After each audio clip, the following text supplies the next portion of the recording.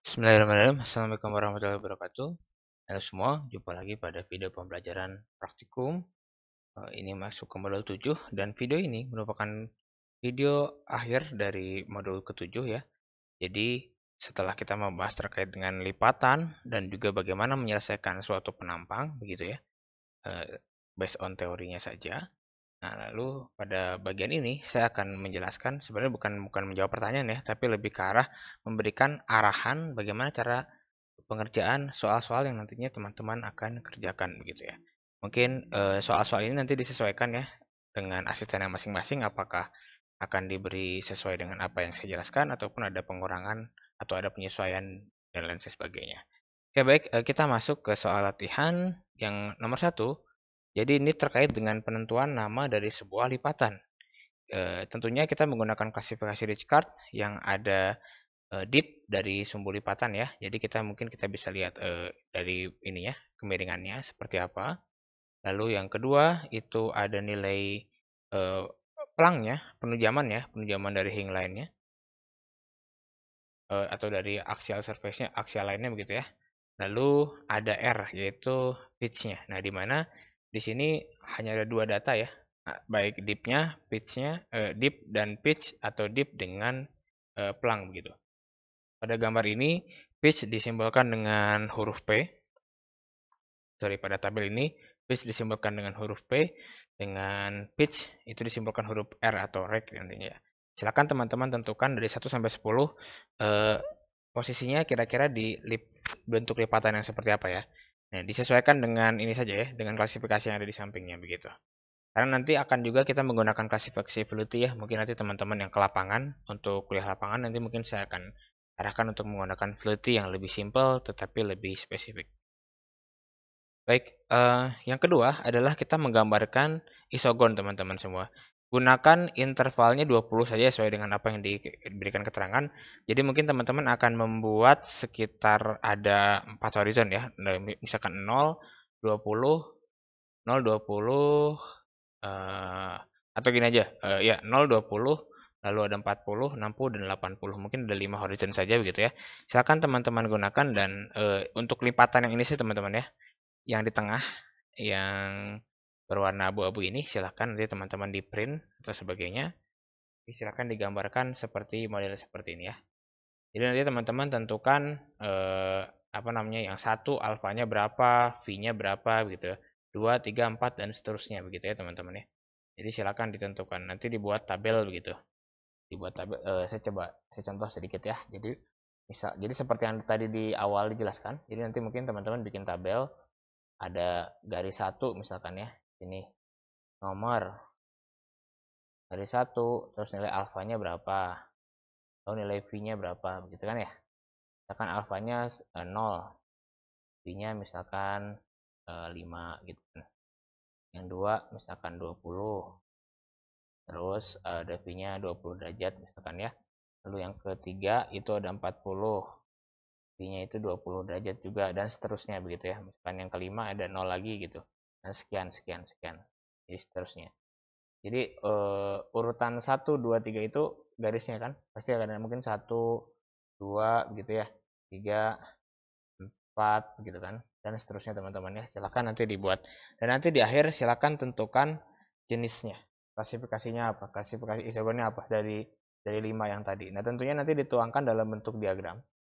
Silahkan nanti teman-teman yang seperti ini ya, bisa dituangkan dalam bentuk diagram seperti apa, dan nanti penjelasan untuk teknisnya bisa ditanyakan ke asisten langsung ya. Baik, coba hapus dulu contoh yang kedua. Lalu ini contoh yang ketiga. Soal yang ketiga teman-teman. Jadi di sini ada penampang. Teman-teman silahkan menggunakan metode boundary ray dengan penipisan 10%. Oke, di sini diperhatikan teman-teman, garis putus-putus ini merupakan kontak litologi. Jadi ini pasti tidak akan berubah begitu ya teman-teman ya. Di sini misalkan di sini ada lipatan nih. Gimana gambarannya ini?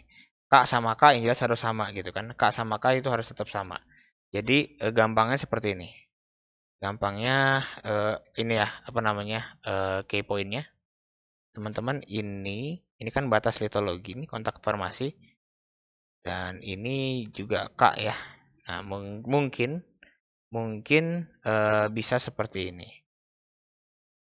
Seperti inilah mungkin. Nah, ini yang jelas seperti ini kan karena ini udah masuk ke LBI. Ini udah masuk ke LBI juga di sini kan ya. Nah, jadi yang ini pasti LBI sama LBI kan ya. UBI sama UBI begitu kan. Nah, nanti ini LBI sama LBI lagi. K sama K lagi gitu kan. Dan LBI nanti ini sama LBI lagi. Nah, kurang lebih seperti itu ya. Jadi sebenarnya ini adalah bentukan lipatan. Nah, tapi teman-teman harus bisa mengerekonstruksi berdasarkan boundary ray-nya. Silakan dikerjakan untuk ini ya. Baik, lalu selanjutnya hapus lagi sebentar. Nah, ini adalah kondisi teman-teman di mana kita mempunyai penampang dan keterangan batunya itu di sini. Kita anggap ini ada satu sumur ya dan dibor. Akhirnya alhasil menghasilkan batuan seperti ini. Ada E, F, G, H, I, J seperti itu ya. Nah, jadi tugasnya teman-teman adalah merekonstruksi apa itu A. A itu kan clay ya kalau nggak salah ya. Nih ada sarjana vertikal untuk soal nomor 1. Oke, jadi ini ada A, B, C, D, E.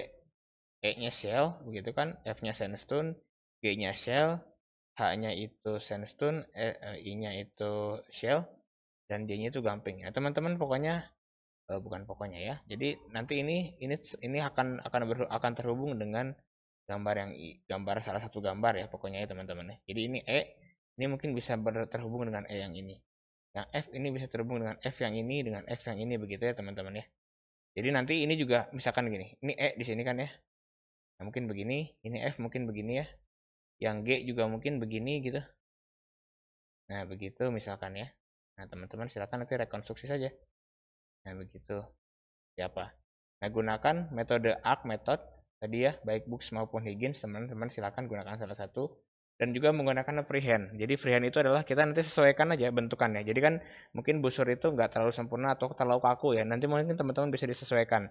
Ketika Higgins kan ada yang seperti ini, ada yang seperti ini gitu kan. Ada bagian-bagian mungkin yang teman-teman ukurnya ada yang harus ngikutin ini, tapi di bawah setelah udah lewatin ini, sudah ngelewatin bisektornya mungkin jadinya seperti ini kan. Nah, ini kita sesuaikan dengan freehandnya. Jadi teman-teman nanti silakan gambarkan busurnya dan gambarkan garis fix penampangnya dengan freehand tadi ya. Oke, nah ini mungkin pertemuannya ya. Jadi ujung-ujungnya nanti kan ini G nih. Gimana caranya nih G ini bisa ketemu lagi di sini nih. Nah, gitu kan. Sorry. Ya, betul. Nah, ini gini. Ini F juga ketemu lagi. Gimana caranya bisa ketemu lagi? Nah, nanti silakan disesuaikan sama teman-teman. Oke, baik. Nah, yang terakhir, ini soal terakhir ya dari set ini. Jadi, ini juga penampang, ini juga sudah dijelaskan tadi ya. Ini juga sama. Rekonstruksinya penampang di atas dengan metode ARC, method dan freehand gitu ya. Nah, ini sebenarnya ada pertanyaan tambahan dari saya. Tentukan formasi tertua, urutkan ya, bukan tentukan, urutkan formasi dari tua ke muda. Formasi Q kah yang paling tua, atau formasi F kah yang paling tua, atau formasi R jangan-jangan yang paling tua. Silakan teman-teman rekonstruksi. Dari sini kan sudah kelihatan nih kira-kira mana. Misalkan begini ya, ini formasi R di sini kan, di sini ada sincline. Jelas formasi R itu bukan formasi paling tua misalkan ya, karena mungkin di bawahnya R ada F gitu kan, di sini F, di sini R dan seterusnya. Silakan teman-teman nanti tentukan. Tentunya ini menggunakan metode ARC dan freehand juga. Oke, baik. Saya cukupkan pertemuannya untuk modul ini. Cukup panjang ya penjelasannya, apalagi di bagian penampang. Mudah-mudahan bermanfaat oleh rekan-rekan semua dan mudah-mudahan bisa dipahami. Apabila ada pertanyaan, silakan tanyakan di kolom komentar ataupun bisa ditanyakan ke asisten pada saat praktikum ataupun ditanyakan saya langsung pada saat kelas. Baik, saya tutup modul ke-7 ini. Terima kasih. Mohon maaf apabila salah kata maupun ucapan. Assalamualaikum warahmatullahi wabarakatuh.